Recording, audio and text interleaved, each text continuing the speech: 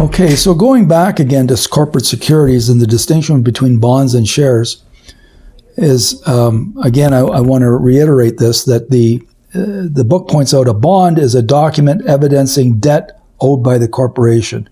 You get a piece of paper called a bond that says that the corporation owes you, let's say you bought it for $1,000. And the way someone makes money on a bond is by the corporation paying interest to the bondholder. It might be 3% or 4% or 5% or whatever. And that's the earning or the profit that the bondholder makes, because he's buying a bond, he's lending the corporation money, but he'll never make more than what the interest rate is on the bond. That's it. So if I have a bond that's a $1,000 bond at 5%, I make $50 a year on it. If it goes from year to year and so on, I make $50 a year. I'm not going to make more than that, but I'll be guaranteed payment of that 5% or $50 or whatever ahead of any shareholder.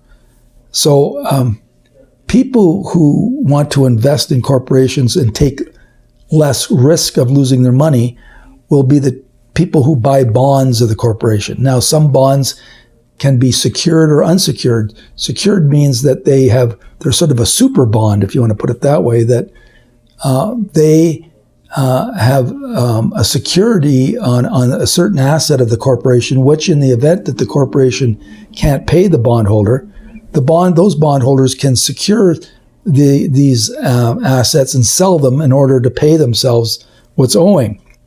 That's called a secured bondholder. They're paid in priority over an unsecured bondholder who has no security over any assets, but will be paid head of a shareholder.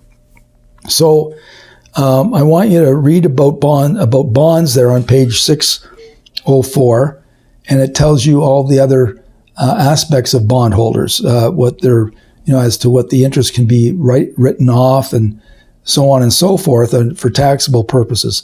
Then we move on to shares. We have two types of shares, as I indicated to you. We have preference shares or common shares.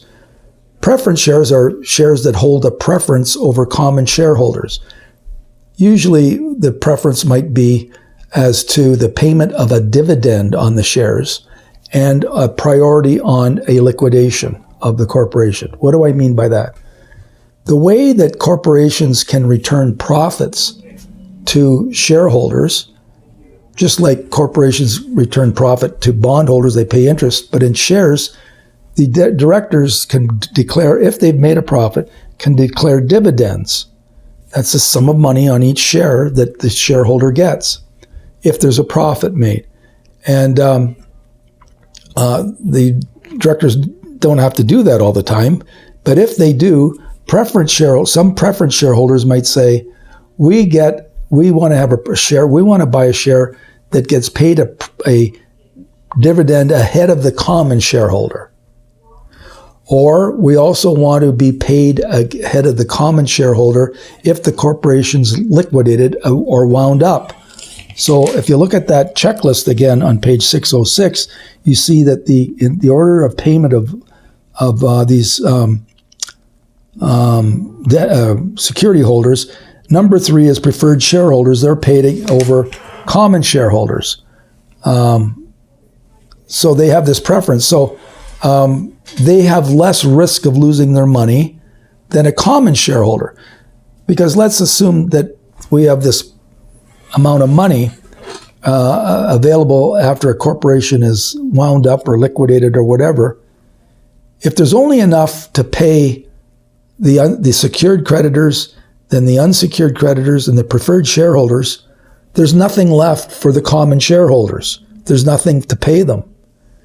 That's why they are the most risky shares. But in capitalism, which this is the system we have here, we reward the risk takers so that common shareholders are known as common shares are known as growth shares. So if a corporation's doing well and making a lot of money and so on, the value of the common shares grows Because let's assume, again, on a liquidation, if you have a pile of money there, just a load of money, you would pay the secured creditors, then the unsecured creditors, then the preferred shareholders, then there'd be a pile of money left over for the common shareholders. They would be able to share that.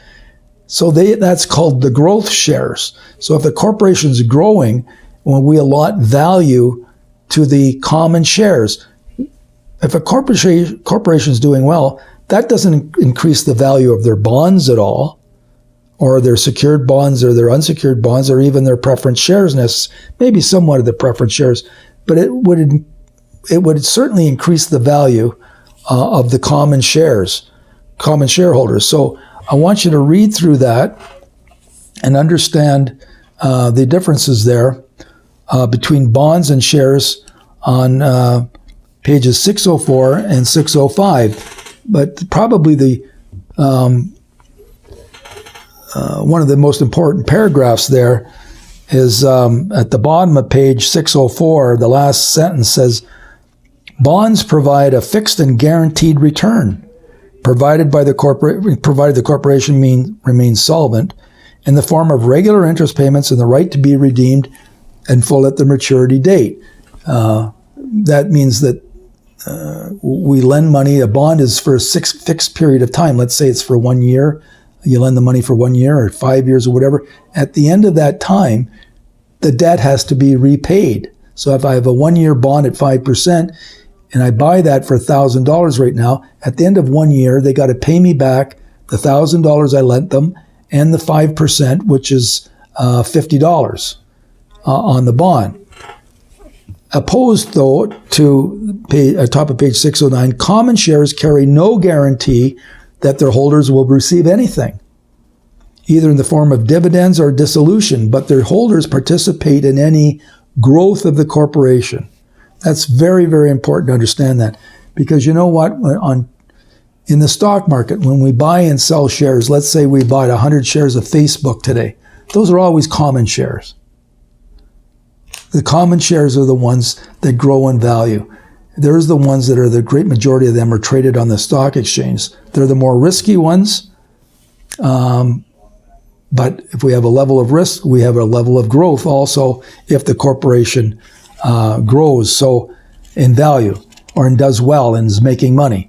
So I want you to read through the rights of security holders now on page 605 and 606. And then I want to go on to, in the next segment, to talk about the transfer of corporate securities.